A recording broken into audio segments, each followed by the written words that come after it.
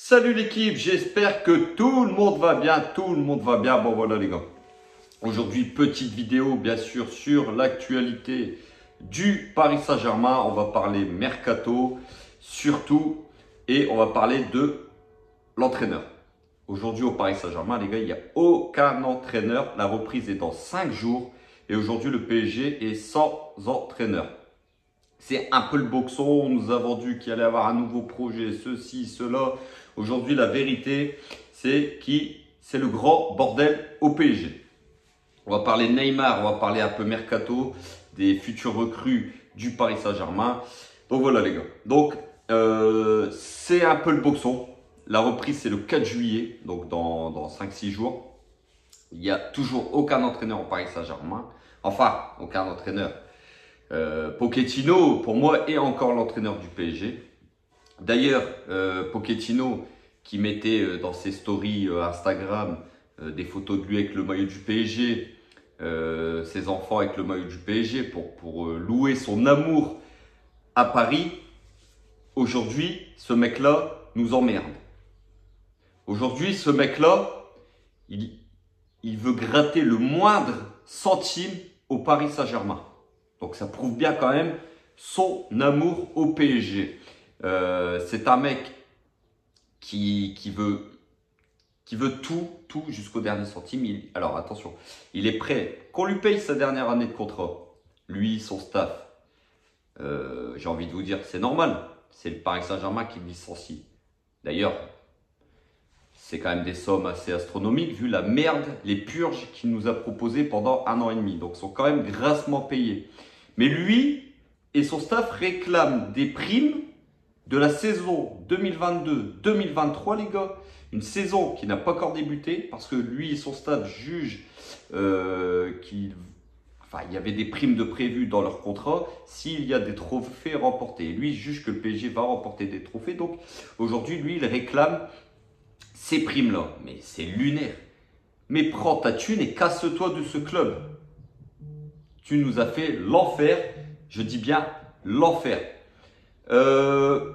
Donc voilà, Christophe Galtier qui devrait être officiellement coach dans la semaine, je pense.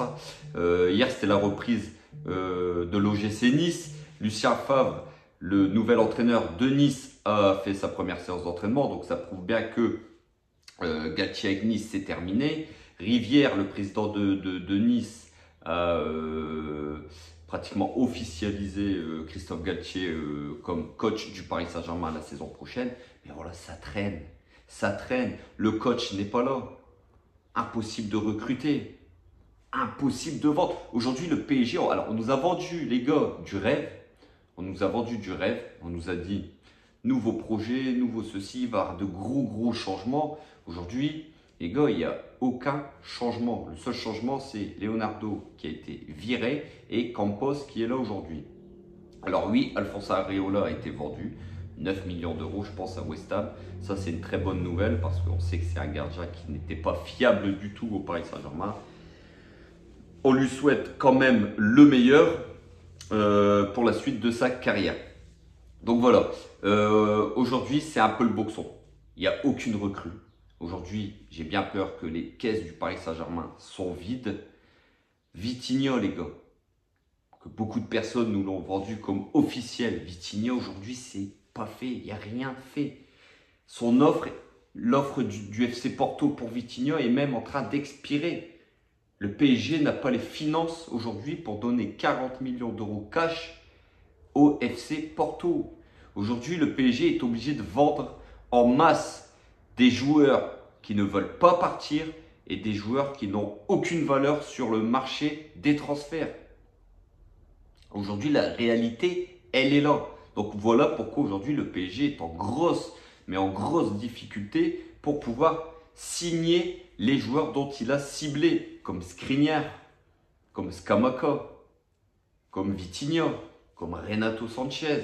On va en parler un petit peu après, un peu plus profondément de ces joueurs-là. On va faire le point où on en est à peu près dans ces dossiers. Mais voilà, aujourd'hui, la réalité, elle est là. C'est que le PSG est incapable de vendre. Même, vous pouvez mettre n'importe qui à la tête du Paris Saint-Germain, que ce soit Leonardo, que ce soit Campos ou que ce soit même le président des États-Unis, les gars, il y a des joueurs qui sont invendables. Je pense à des mecs comme Kurzawa, Icardi, Paredes, Abdou Diallo, Kerrer, Dagba, Wijnaldum. Ces joueurs-là aujourd'hui sont quasiment invendables. Le PSG est pratiquement sûr de faire de grosses pertes avec ces joueurs-là. Et ces joueurs-là, Draxler, que j'ai oublié, Herrera, la liste est tellement longue au Paris Saint-Germain qu'on pourrait passer la journée à énumérer ces joueurs. Mais aujourd'hui, la réalité, c'est que ces joueurs-là n'ont aucune valeur sur le marché. Pourquoi? Parce que de une, ils n'ont pas joué avec le Paris Saint-Germain la saison dernière, ils n'ont quasi pas joué, tout le temps blessés. De deux, sur le peu de matchs qu'ils ont fait ou les bouts de matchs qu'ils ont joués, ça a été nullissime. C'est des joueurs qui ne valent plus rien techniquement, tactiquement, plus aucun punch, ces joueurs-là, qui ne font aucune différence.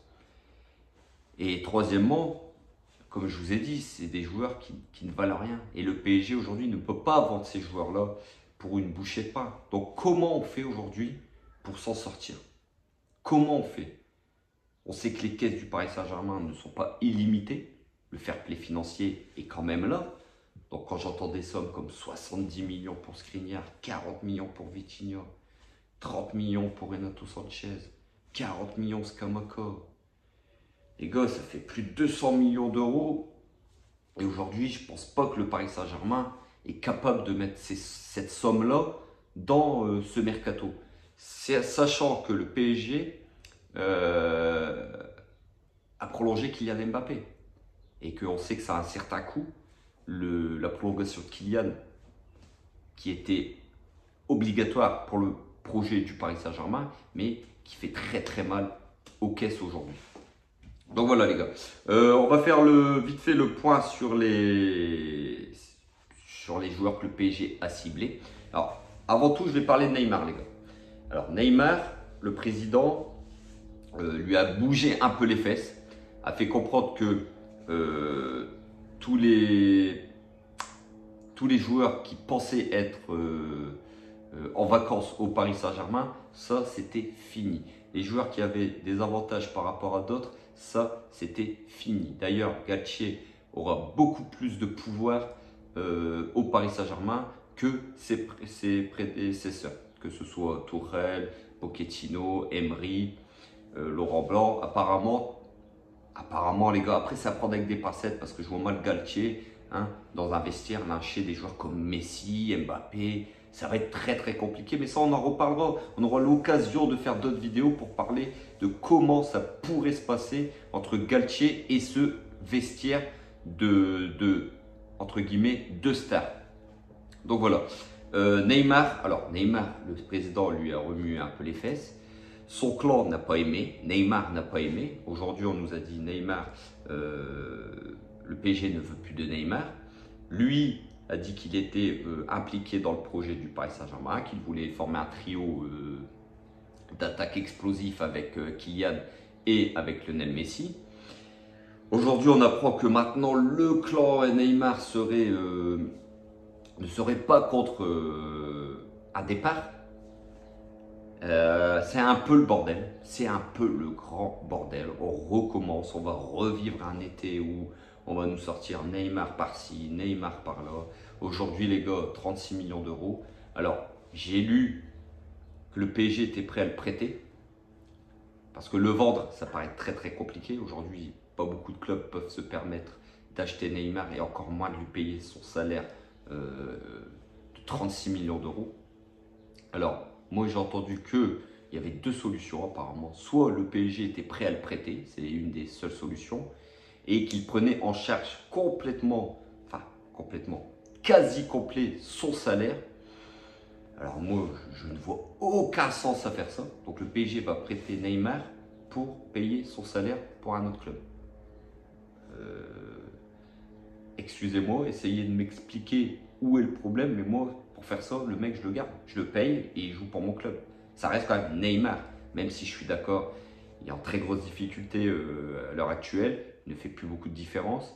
Mais ça reste quand même Neymar. On ne sait jamais, il peut être dans une très belle année et puis faire des différences. Ça reste Neymar, comme je dis. Ou alors, le clan Neymar, lui, serait OK pour un départ, mais alors il faudrait lui payer toutes ses années de contrat. Donc 200 millions. Donc le PSG aujourd'hui, je ne vois pas comment le PSG peut payer 200 millions cash à Neymar en salaire. Donc je pense que Neymar va rester au Paris Saint-Germain. Je pense que le clan Neymar aime encore faire parler de Neymar.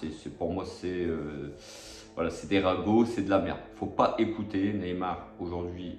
Très clairement, je pense qu'il va rester au PSG à 99% parce que, comme je vous ai dit, aucun club ne peut payer son salaire, à part le PSG. Donc voilà les gars, on va faire le tour vite fait donc, des dossiers un peu chauds du PSG.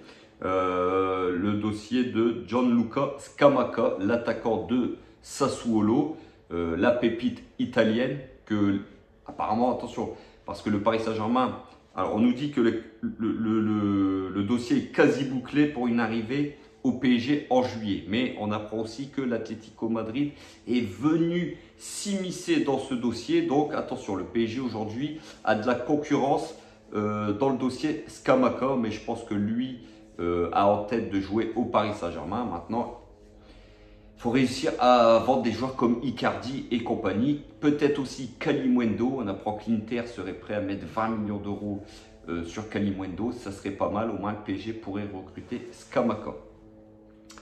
Donc voilà, le dossier Skriniar. Donc le PSG veut accélérer dans le dossier Milan Skriniar. De nouveaux contacts avec l'Inter auront lieu dans les prochaines heures. Montant du transfert environ 70 millions d'euros. Je vous l'ai dit les gars, 70 millions d'euros, c'est une somme énorme. Mais après on sait que c'est un défenseur quand même de qualité. Skriniar, c'est un défenseur qui a de gros talents. On en reparlera dès que ce sera officiel. On lui fera sa petite fiche technique les gars.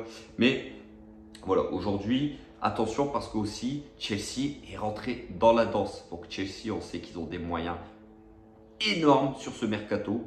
Leur nouvel actionnaire va vouloir dépenser sans compter.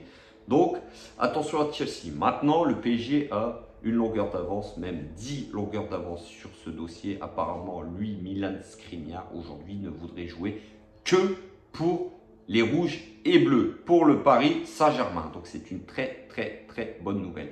Mais c'est pareil, c'est des dossiers où il ne va pas falloir tarder et où il va falloir vite s'activer.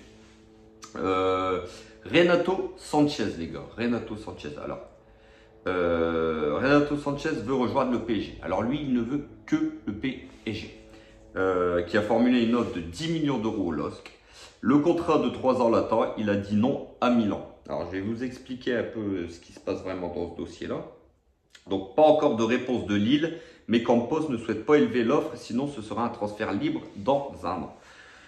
Donc, en fait, le truc, c'est que avant que le PSG rentre dans le dossier Renato Sanchez, lui était proche de signer à Milan. Donc, Milan avait fait une proposition à Lille de 15 millions d'euros qui avait été acceptée par les Dogs avant que le PSG s'immisce dans le dossier. Donc ça a tout changé. Lui, Renato Sanchez a dit à son agent Jorge Mendes qu'il voulait jouer pour le Paris Saint-Germain. Mais d'un coup, quand le PSG a pris contact avec Lille, on n'est plus passé à 15 millions d'euros, on est passé à 30 millions d'euros. Donc c'est pas bien, c'est pas honnête de la part de Lille de vouloir escroquer le Paris Saint-Germain comme ça. On sait que le PSG à chaque fois c'est le double des sommes dès qu'il rentre en discussion pour un joueur. C'est quand même assez hallucinant, malhonnête et irrespectueux envers le Paris Saint-Germain. Donc Campos est resté campé sur ses positions et il a raison. Il a dit au LOSC c'est 10 millions d'euros.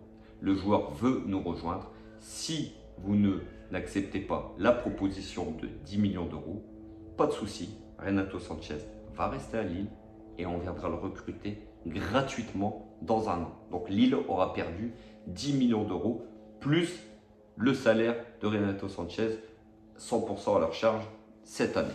Donc voilà les gars, donc Renato Sanchez, je pense que ça peut se faire assez rapidement.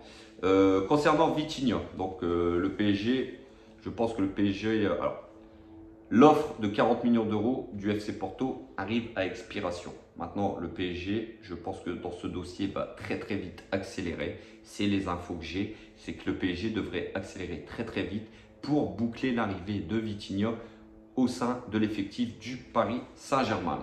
Donc voilà les gars, c'était les dernières news côté PSG.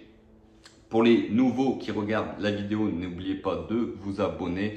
Pour tous les autres, n'oubliez pas de liker, partager, commenter les frérots. Et comme d'habitude, prenez soin de vous, de vos proches. Et n'oubliez pas, ici c'est Paris. Et Paris est magique les frérots. Ciao, ciao l'équipe.